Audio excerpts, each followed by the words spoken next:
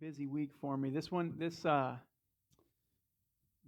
going to be a shorter one than usual, but I was flown out to Texas this last week for my company, and we were doing an audit of a property, and I got a story that I wanted to share just to lighten the mood. So we were walking all the apartments as my company was considering purchasing this apartment complex. We had to walk 380 apartments in 2.5 days.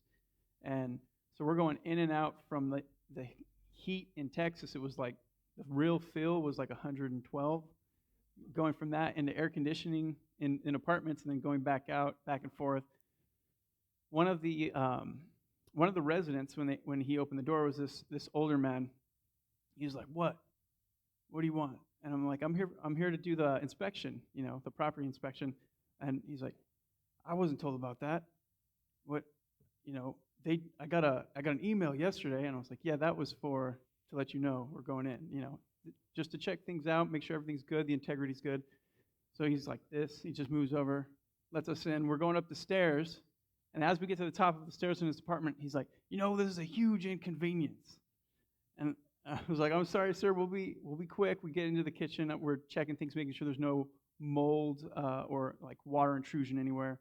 And he puts his arms on his counter, and he's like, "I, nobody told me, but yesterday that's not enough time frame." And I'm like, I made the mistake because I was like, "Sir, I'm sorry. I'm sorry that happened. That wasn't us." But apologizing made him more mad, and he was like, "You're sorry? Well, that ain't good enough." And I'm like, "Come on, man. I'm trying to be nice." And I told him, and I'm like, "Sir, I'm being kind to you. I'm talking to you calmly. I'm just trying to get out of here and get document." He's like, "So let me get this straight. You're being kind to me in my home."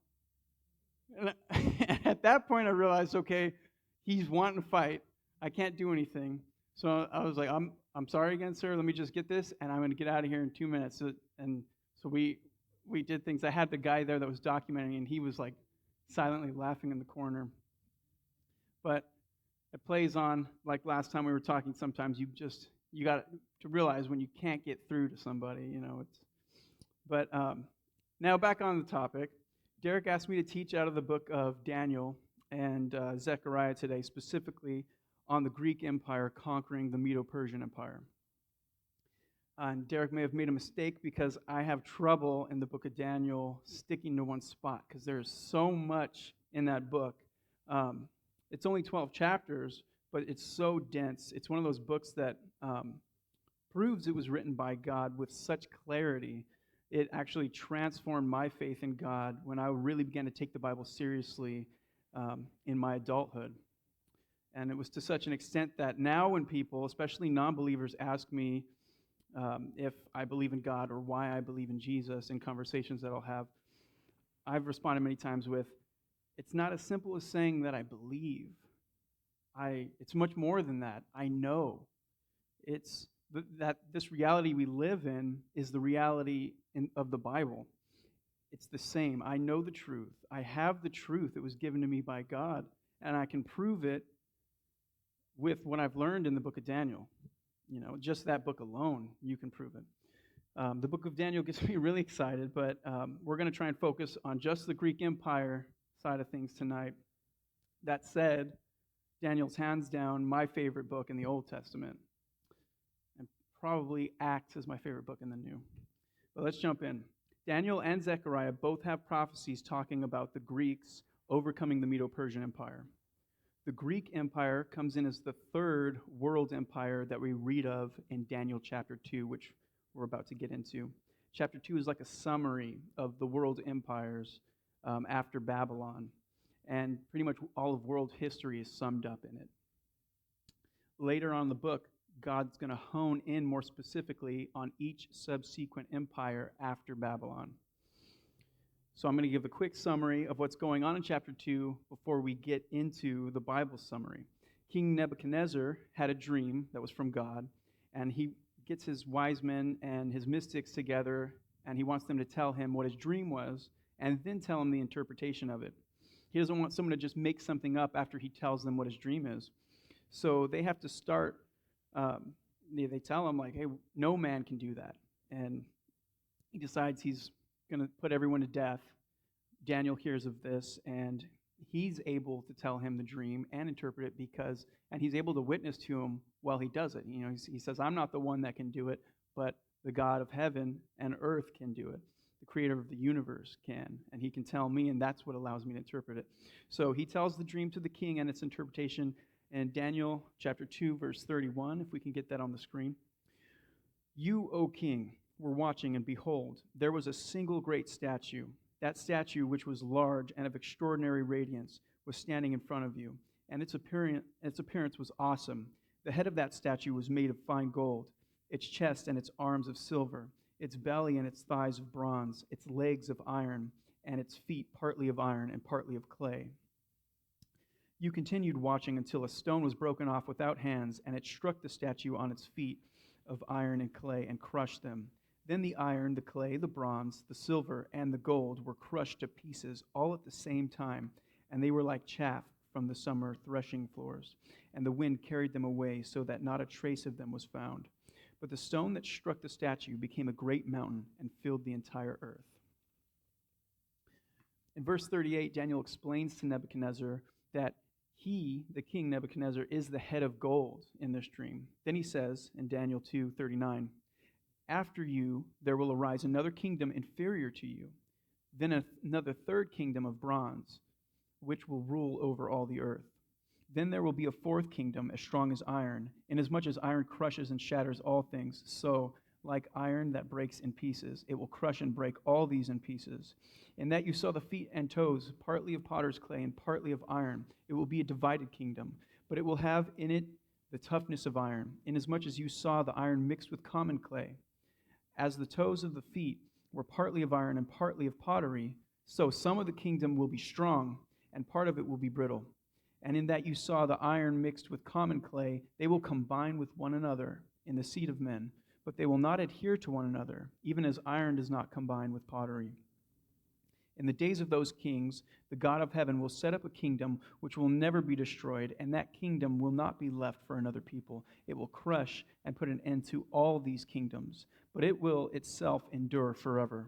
Inasmuch as you saw that a stone was cut out of the mountain without hands, and that it crushed the iron, the bronze, the clay, the silver, and the gold, the great God has made known to the king what will take place in the future. So the dream is true, and its interpretation is trustworthy. So we know here the head of gold, it specifically says, is Babylon. It's Nebuchadnezzar and the kingdom of Babylon. In Daniel 5, verse 30, we see the chest and arms of silver, which comes after, is Medo-Persia. Let's read that. Then Belshazzar, king of the Babylonians, was killed, and Darius the Mede received the kingdom at about the age of 62. The Medes and the Persians form an alliance and become one empire. And you see that even resembled in the statue, because it's one single head, and then you have two arms, the chest and two arms, Medo-Persia.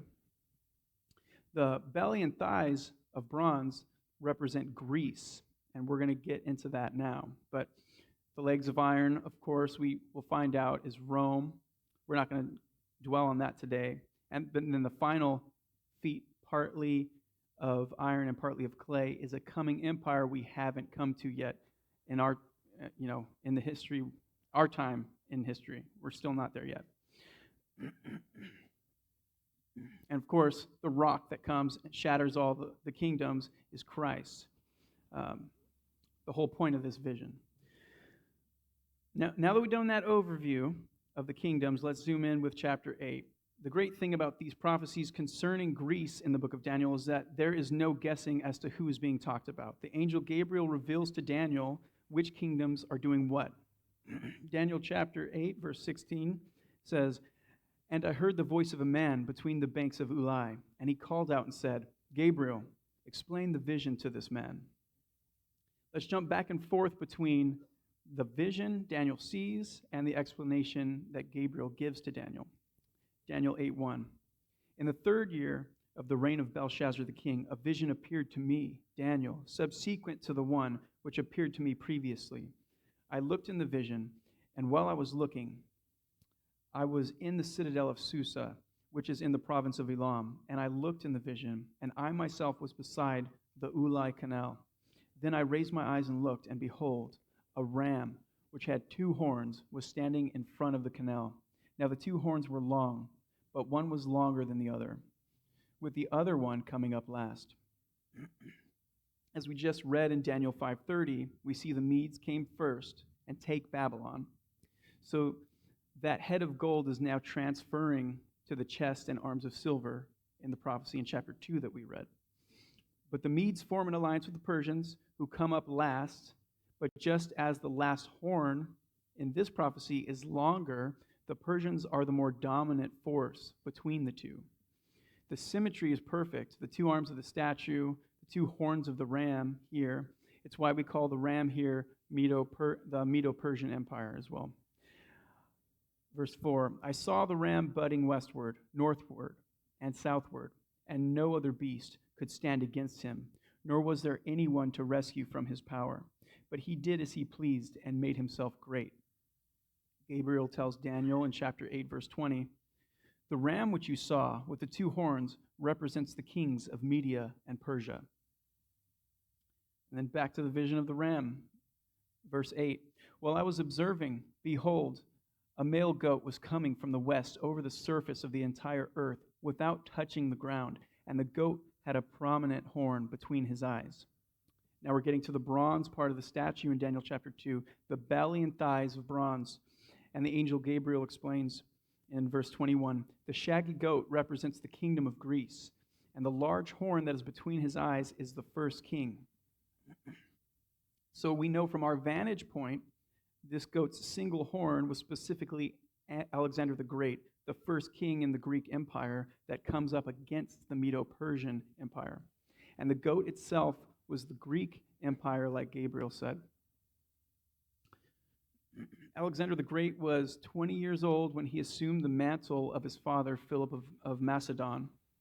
Only 6 years after this, he had conquered the entire Persian Empire. So he was 26 by the time he defeated the whole Medo-Persian Empire. That is fast. And it's analogous to what we see when it's describing the goat.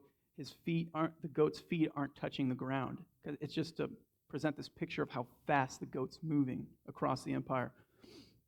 4 years after, when he's 30, 4 years after him conquering all of the Medo-Persian Empire, his empire stretched from the Mediterranean to the Hindu Kush, which is India. It's massive. And then he dies at the age of 32. There's a legend of him that at 29, he was found crying in his bed because there was no more worlds to conquer. That's how successful his campaign was. He was one of the greatest military strategists and conquerors of all time. Alexander is also the reason why our New Testament is written in Greek. Because of how he dominated the known world, it became the unified language all the other cultures learned. And that's so they wrote it in Greek, and it was able to travel throughout the whole world. It was all part of God's plan. It was one of the ways God used Alexander as his instrument. The Greek language during the New Testament writings is basically what English is to the world today.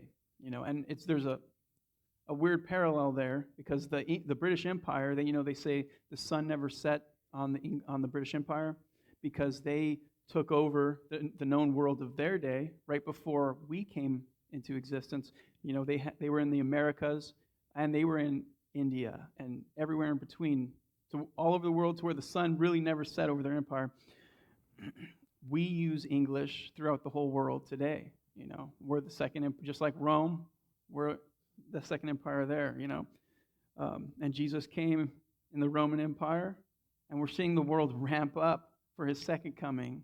But that's just speculation that, I think it's very intriguing, though, to think of those parallels. So Daniel continues with the goat, with the horn, which is Alexander. Daniel 8, verse 6. He came up to the ram that had the two horns, which I had seen standing in front of the canal, and rushed at him with his mighty wrath. And I saw him come up beside the ram, and he was enraged at him. And he struck the ram and smashed his two horns, and the ram had no strength to withstand him. So he hurled him to the ground and trampled on him, and there was no one to rescue the ram from his power. Then the male goat made himself exceedingly great. But once he became powerful, the large horn was broken, and in its place 4 prominent horns came up towards the 4 winds of heaven. No sooner does Alexander take over the world than he dies. Just like the prophecy said, once he achieved all of his power, he dies. He dies at 32, and he had finished his kingdom at about 30. So on his deathbed, they went to him and asked Alexander, whom does the empire go? To whom does the empire go? And he said, give it to the strong. This, of course, caused the empire to divide amongst his 4 generals, just like the prophecy said as well. When it says, in its place 4 prominent horns came up. And he died in the year 337 BC, but the divided Greek Empire goes on until 63 BC, and then Rome takes over. The beast of Daniel chapter 7:6 is also Greece. For anyone that's taking notes, this is a good spot to look. It's another prophecy we're not going to focus on, but let's read it, just that verse. After this I kept looking, and behold, another one, like a leopard, which had on its back 4 wings of a bird. The beast also had 4 heads, and dominion was given to it. You have the 4 heads in Daniel 7 here, correlating to the 4 horns in chapter 8. These 4 are generals under Alexander. They assisted him during his conquest, but then also when he passed away, they all ended up taking a section of the empire, dividing it into 4. Cassander was one of the generals. He was married to Alexander's sister. He took over Macedonia and Greece. Lysimachus was a tutor to Alexander. He took Thrace, Bithynia, and most of Asia Minor. The main 2 that we want to focus on is Seleucus, originally one of Philip's generals, Alexander the Great's father's generals, and he ended up being a general for the son. He takes Syria and the lands to the east up to India. Then Ptolemy, a Macedonian noble, takes Egypt, Cyrene, Arabia, Petraea, and parts of Asia Minor. So if we had a map up, we'd see who was caught in between those last 2. You have one in Egypt, the south, and then up to the east in Syria. They're both right in the middle is Israel. Ptolemy's empire in the south and Seleucus' empire in Syria, they fight each other for multiple generations, and this is all recorded in extreme detail in Daniel chapter 11, which was written a couple 100 years before it happened, just like all these prophecies, really. And in fact, all of what I'm telling you, the book of Daniel was written 6th century BC, and then these events with Alexander is 333 to 337 BC with a lot of these wars up until he dies. So it's mind-blowing how it all predates it. In fact, its details, though, especially in chapter 11, are so precise that critics say that Daniel could not have been written, he couldn't have written it himself. It had to have been written later, and they desperately have to argue for that, because the alternative is it's from God, and they can't have that. The problem they have, though, is that even with their later date, there's still a gap. Even if we're like, okay, you can have that later date, there's still a gap between that later date of when it was written and when the prophecies were fulfilled. Especially the prophecy of Jesus coming as a Messiah in the book of Daniel. That one, Daniel, is specific to the day, and it's just desperation that the skeptics have. But among those Seleucid kings, which Seleucid was in Syria, above, to the east of Israel, there is Antiochus III, or Antiochus the Great, whom to world history, he's a bigger figure than his son, but to the Bible and to us, we're more interested in the son, because Antiochus IV. Because of his dealings with Israel, he's described very vividly here in the way he takes things out against Israel, but he's a foreshadowing of the identity of a figure that is yet future, which is the Antichrist. He's an archetype of. I'd love to get into detail because it parallels with Revelation and with future history. but we need to stick to the GOAT here, Alexander the Great. While we just read through some of what some of Daniel's prophecies were before it actually happened in human history, Zechariah chapter 9 also prophetically details further the conquests of Alexander the Great. As he's taking over all the cities belonging to the Medo-Persians, Zechariah was written around 200 years before these conquests would occur as well. In this prophecy, God is also declaring punishment on the surrounding nations of Israel. Let's read Zechariah 9:1. The pronouncement of the word of the Lord is against the land of Hadrach, which Damascus as its resting place, for the eyes of mankind, especially of all the tribes of Israel, are toward the Lord. Now, whenever we come across Damascus in Scripture, our ears should perk up just a little bit at least, because Isaiah chapter 17 talks of Damascus being totally destroyed and left as a ruinous heap. And that's never happened before. In fact, Damascus is the oldest continually inhabited city on the entire planet. And it's very possible that's a prophecy that we might see in our lifetime, is just the destruction of Damascus. There's not really any criteria for when that can happen. But what would be really cool as a church, I was thinking while I was going through this, if we came up with a list of all the prophecies of the Bible, of events yet to be fulfilled, like the temple being rebuilt in Jerusalem, or Damascus becoming a ruinous heap, and just imagine if one of those happens in our lifetime, how amazing that would be. And be like, that was on the list, you know. But let's get back to the prophecy. Verse 2, and Hamath also, which borders on it, Tyre and Sidon, though they are very wise. So at the Battle of Issus in Southeast Asia Minor, in October 333 BC, Alexander the Great defeated the Persians and then opened up Syria and Israel to be vulnerable to be taken as well. And he comes down to the Mediterranean coast. What Zechariah is highlighting here is the defeat of the historic enemies of Israel. That's what we're reading through right now. These verses see Alexander as an instrument of God. Verse 3, for Tyre built herself a fortress and piled up silver like dust and gold like the mud of the streets. Tyre was originally on the coast, but it moved out to an island just off the coast. Historically, it built a wall around the island off the coast that was 150 feet high. It was practically impregnable. How are you going to cross the sea on a boat and then start climbing 150 feet up to try and siege this city? And there were many attempts at trying to siege it. No one was successful. Then the people of Tyre became very smug and arrogant because their location on the sea was just, it was unstoppable. They ended up becoming sea merchants, and they amassed enormous hoards of gold and silver. But now we need to go to a prophecy within this prophecy. Alexander's coming for Tyre. That's what we see in what we just read. God's instrument here. And there's another prophecy being fulfilled here at the same time, and that's in Ezekiel 28, where God is also talking to the ruler of Tyre directly. Ezekiel 28:1. The word of the Lord came again to me, saying, Son of man, say to the leader of Tyre, the Lord God says this, because your heart is haughty, and you have said, I am a god, I sit in the seat of gods, in the heart of the seas. Yet you are a mortal and not a god, although you make your heart like the heart of God. God then pronounces a judgment against Tyre and the prince behind Tyre, that he is sending the most ruthless of nations against him. Verse 9 reads, Will you still say, I am a god, in the presence of one who kills you, though you are a mortal and not God, in the hands of those who wound you? Then we get to verse 11, and something very, very strange happens here.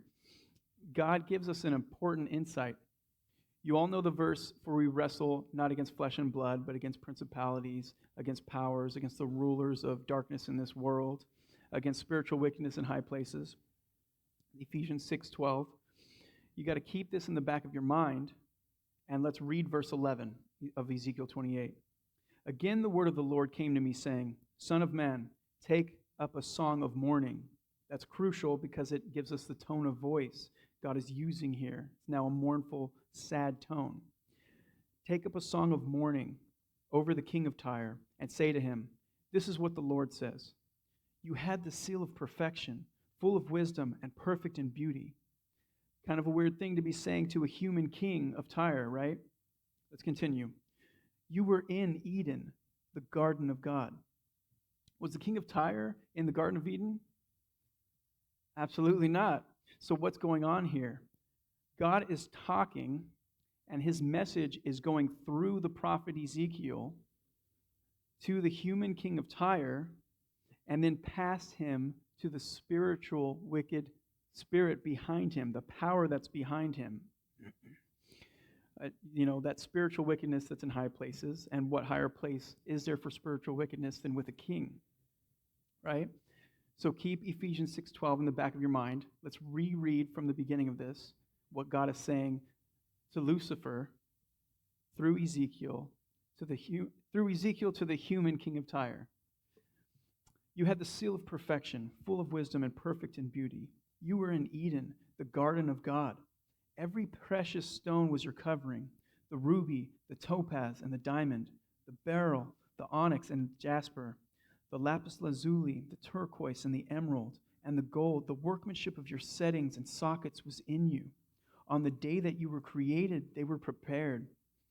God is telling Satan just how much he blessed him and anointed him, and they can never go back to the way it was originally. You were anointed cherub who covers, and I placed you there. You were on the holy mountain of God. You walked in the midst of the stones of fire.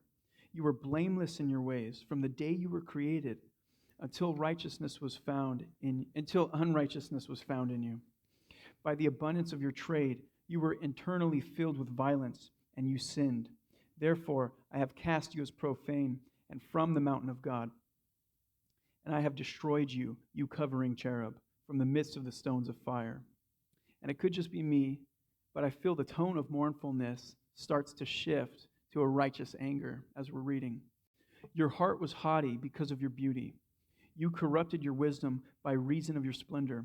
I threw you to the ground. I put you before kings that they may see you. By the multitude of your wrongdoings and the unrighteousness of your trade, you profaned your sanctuaries. Therefore, I have brought fire from the midst of you. It has consumed you, and I have turned you to ashes on the earth in the eyes of all who see you. All who know you among the peoples are appalled at you. You have become terrified, and you will cease to be forever. When I first learned of this, I was absolutely fascinated, because you're seeing a conversation go from the spiritual world through the physical to the spiritual. It's fascinating. If any of you want to hear more of a situation like this where God again is speaking directly to Satan, read and write down in your notes Isaiah 14. It's a good chapter to read at home. It's fascinating, and there's insights there waiting for you that will blow your mind. But remember that he's talking both to a human king of Tyre and the power behind him. How is he going to end him? How does he say here? With fire. We know Satan is going to be thrown into the lake of fire, of course. So let's see how it plays out with the human king of Tyre and with God's instrument of judgment, Alexander. See, but even, I got one more note here. Even still, Tyre, with all of this, was full of pride. The Assyrians, before Alexander got to them, the Assyrians had already besieged them for 5 years. They attempted for 5 years to take the island, and they ended up having to give up because they couldn't penetrate it. Nebuchadnezzar tried to take the island as well. He tried for 13 years, and he couldn't get anywhere, and he ended up giving up. It was just too difficult to scale a 150-foot wall from boats. You have the sea and gravity against you, and you're vulnerable while you're climbing. Even if you made it up 150 feet of a wall, you have fully rested warriors waiting for you. So it's like there's no chance. The people of Tyre really were impenetrable. But when God says something is going to happen, it's going to happen. Zechariah 9:4. Behold, the Lord will dispossess her and throw her wealth into the sea, and she will be consumed with fire. When Alexander the Great shows up, he takes the city in 7 months, which is one of his most impressive feats. He saw the old city of Tyre that I said in the beginning. They were originally, their whole city was on the coastline. And then they moved to a nearby island that was also on the coastline because it made it an impenetrable stronghold. But he saw that old city of Tyre, originally on the coast, with massive amounts of rubble. So he had his men push the rubble of the entire old city into the water, creating a causeway, leading it to this island. And simultaneously, while they were doing that, he made alliances with nearby city-states to join him in the siege. They came by sea. And while they came by sea, after 7 months, he penetrated that city with the causeway that he built with their old rubble. It's just, that's amazing. Let's continue. Ashkelon will see it and be afraid. Gaza, too, will writhe in great pain. This great pain of Gaza was Alexander had the king of Gaza tied to a chariot and dragged to death. He took his 10,000 best men and slaughtered them, and the rest of them he sold into bondage. Also Ekron, because her hope has been ruined. Moreover, the king will perish from Gaza, and Ashkelon will not be inhabited. And a people of mixed origins will live in Ashdod, and I will eliminate the pride of the Philistines. And I will remove their blood from their mouth, and their detestable things from between their teeth. Then they also will be a remnant for our God, and be like a clan in Judah, and Ekron will be like a Jebusite. This next verse is really interesting. But I will camp around my house because of an army, because of him who passes by and returns.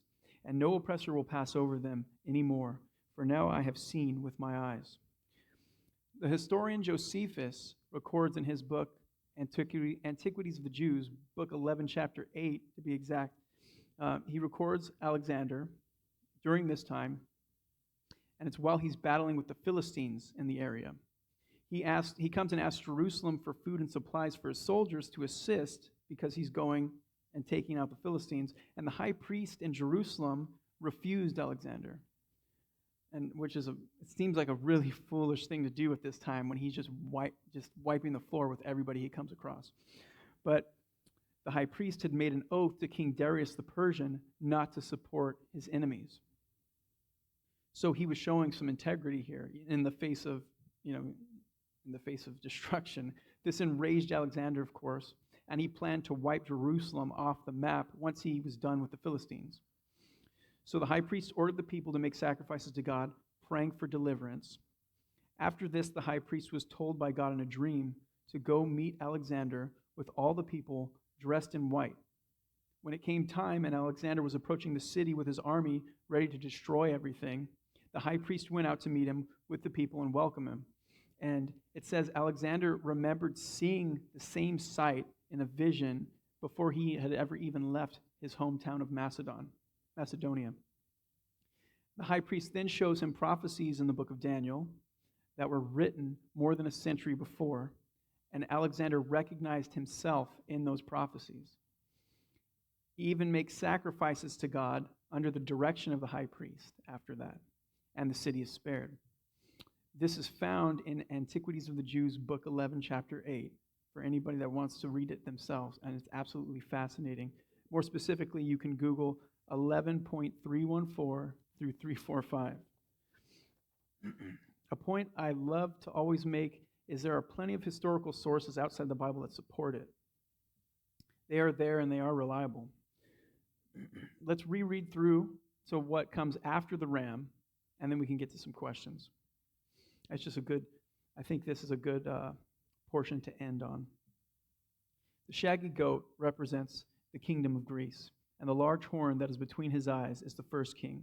The broken horn and the four horns that came up in its place represent four kingdoms which will arise from his nation, although not with his power.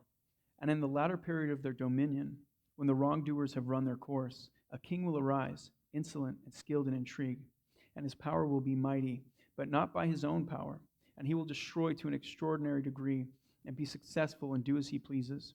He will destroy mighty men and the holy people, and through his shrewdness he will make deceit a success by his influence, and he will make himself great in his own mind, and he will destroy many while they are at ease, He will even oppose the prince of princes, but he will be broken without human agency. And the vision of the evenings and mornings which has been told is true. But as for you, keep the vision secret, because it pertains to many days in the future. All right. Any questions or comments?